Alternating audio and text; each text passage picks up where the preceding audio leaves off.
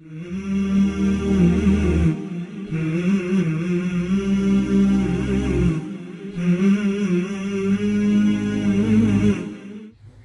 و نصلی علی رسولہ الکریم اما بعد فاعوذ باللہ من الشیطان الرجیم بسم اللہ الرحمن الرحیم وَلَقَدْ يَسَّرْنَا الْقُرْآنَ لِلذِّكْرِ فَهَلْ مِن مُدَّكِرٍ۔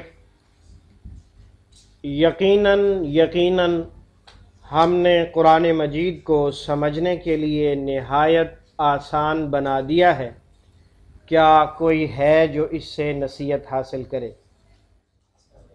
ہم قرآن پاک کو بیک وقت دو مختلف طریقوں سے پڑھیں گے۔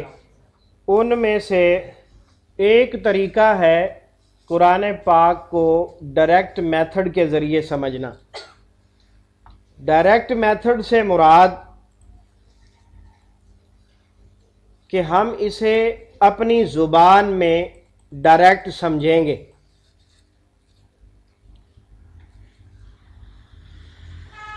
مثال کے طور پر یہ لفظ آپ دیکھیں، تعقلون۔ اب تعقلون ہماری اردو زبان میں استعمال نہیں ہوتا، البتہ اس لفظ کا اگر ہم بریک اپ کریں، اس کے ساتھ لگی ہوئی علامات کو الگ کریں، تو پھر بہت آسانی سے ہمیں یہ بات سمجھ آ جائے گی۔ تعقلون کی تا کا معنی تم، واو نون کا معنی سب۔ باقی لفظ پر اگر آپ غور کریں تو وہ عقل ہے، اور عقل، عاقل، معقول یہ ہماری زبان میں استعمال ہونے والے الفاظ ہیں۔ یہ ہے ڈائریکٹ میتھڈ کہ ہم قرآن پاک کو براہ راست اپنی اردو زبان میں سمجھیں گے۔ قرآن پاک کے ترجمے آج تک جتنے ہوئے ہیں وہ اردو زبان میں ہوئے ہیں۔ براہ راست اردو کے ساتھ ہمیں نہیں سمجھایا گیا کہ یہ لفظ ہماری اردو زبان میں استعمال ہوتا ہے کہ نہیں ہوتا۔ بیت القرآن کے زیر اہتمام جس آپ فہم القرآن کلاس کے اندر شریک ہیں، اس کا ترہ امتیاز یہ ہے کہ ہم آپ کو ہر لفظ کے بارے میں بتائیں گے کہ یہ لفظ آپ کی اردو زبان میں استعمال ہوتا ہے کہ نہیں ہوتا۔ پروفیسر عبدالرحمن طاہر حافظہ اللہ جو کل آپ کے سامنے خطاب فرما رہے تھے، یہ ان کی زندگی کا نچوڑ ہے جو ہم آپ کے سامنے رکھ رہے ہیں۔ وہ تحقیق کر کے فرماتے ہیں کہ قرآن پاک کے 65% الفاظ ہماری اردو زبان میں ڈائریکٹ یا انڈائریکٹ دونوں طریقے سے استعمال ہوتے ہیں۔ ڈائریکٹ جیسے عقل کا لفظ ہے، عقل، عاقل، معقول، یہ ڈائریکٹ استعمال ہو رہے ہیں، اور انڈائریکٹ جیسے یہ تعقلون ہے۔ اب تعقلون تو ہماری زبان میں استعمال نہیں ہوتا، البتہ اس کا مفہوم عقل، عاقل، معقول ہماری زبان میں استعمال ہوتا ہے۔ تو یہ 65% الفاظ ڈائریکٹ حل ہیں۔ بقیہ 35% میں سے 15% الفاظ نئے الفاظ ہوتے ہیں، اور 20% الفاظ ایسے ہیں جو قرآن مجید میں بار بار استعمال ہوں گے۔ مثال کے طور پر میں آپ کو ایک لفظ بتاتا ہوں، الذین۔ الذین ایسا لفظ ہے جو قرآن مجید کے اندر 274 مرتبہ استعمال ہوا ہے۔ اسے آپ یاد کریں تو بہت اچھی بات ہے، اگر آپ اسے یاد نہ کریں، اس پریشانی کو چھوڑ دیں کہ اس کا کیا معنی ہے، یہ اتنی دفعہ بار بار کثرت سے استعمال ہوگا کہ آپ کو آٹومیٹک خود بخود یاد ہو جائے گا۔ آپ اسے یاد کریں یا نہ کریں، بار بار استعمال ہونے والے الفاظ اپنی جگہ آپ کے دماغ میں خود بنائیں گے، تو گویا کہ 85% الفاظ آٹومیٹک حل ہو گئے۔ بقیہ رہ گئے 15% الفاظ، ان کو ہم مشکل الفاظ کی بجائے نئے الفاظ کہتے ہیں۔ نئے اس طرح کہ وہ ہماری اردو زبان میں استعمال نہیں ہوتے، اور بار بار استعمال ہونے والوں کی کیٹیگری میں بھی نہیں آتے، تو اس لیے ہم انہیں نئے الفاظ کہتے ہیں۔ وہ ہمارے روزانہ کے سبق میں ایک لفظ، دو لفظ، تین لفظ بس۔ اب کہاں آپ مکمل صفحہ رٹا لگا کے یاد کریں اور کہاں آپ ایک لفظ کو صرف توجہ کے ساتھ پڑھیں، بہت بڑا فرق ہے۔ دوسرا تصور جو ہے وہ علامات کے ذریعے قرآن مجید پڑھنے کا ہے، تو یہ میں آپ کو ابھی دکھاتا ہوں، آپ یہ دیکھیں۔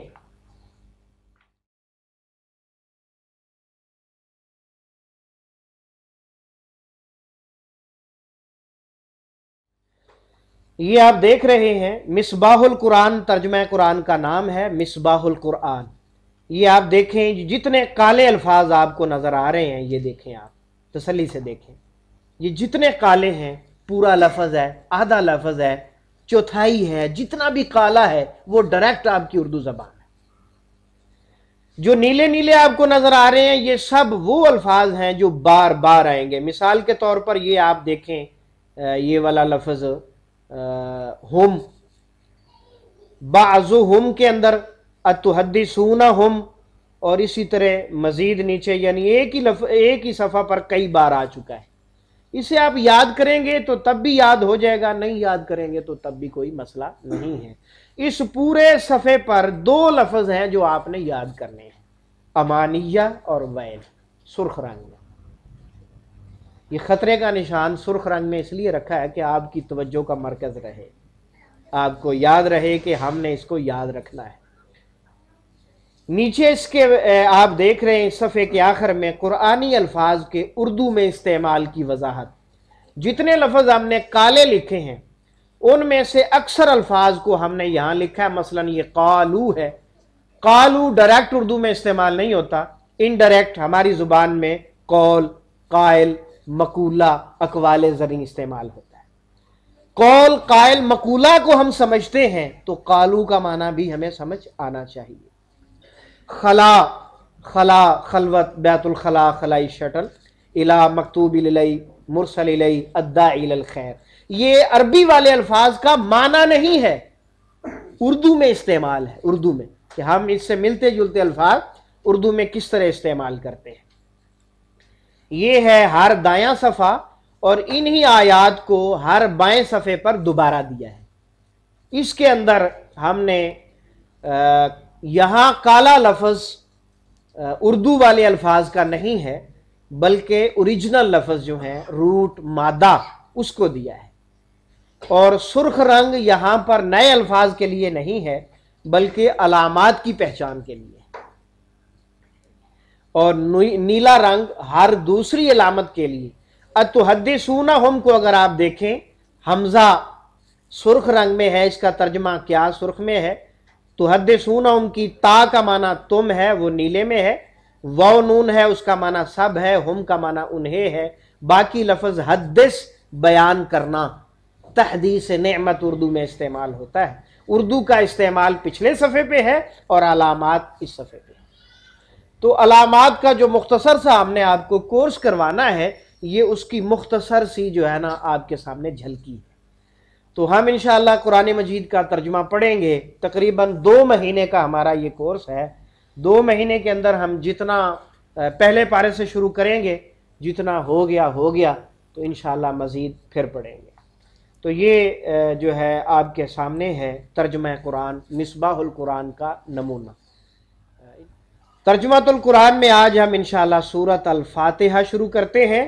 سورت چند آیات کے مجموعے کو کہتے ہیں، اور الفاتحہ فتحہ سے نکلا ہے، فتح کا معنی کھولنا ہوتا ہے۔ تو سورت الفاتحہ کو الفاتحہ اسی لیے کہتے ہیں کہ قرآن مجید کو جب آدمی کھولتا ہے تو سب سے پہلے یہی قرآن مجید کی سورت ہمارے سامنے آتی ہے۔ اعوذ باللہ من الشیطان الرجیم، بسم اللہ الرحمن الرحیم۔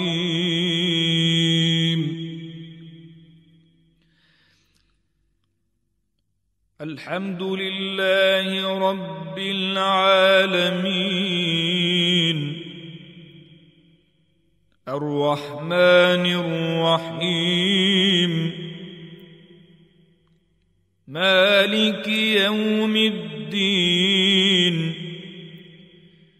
إياك نعبد وإياك نستعين اهدنا الصراط المستقيم صراط الذين أنعمت عليهم غير المغضوب عليهم ولا الضالين.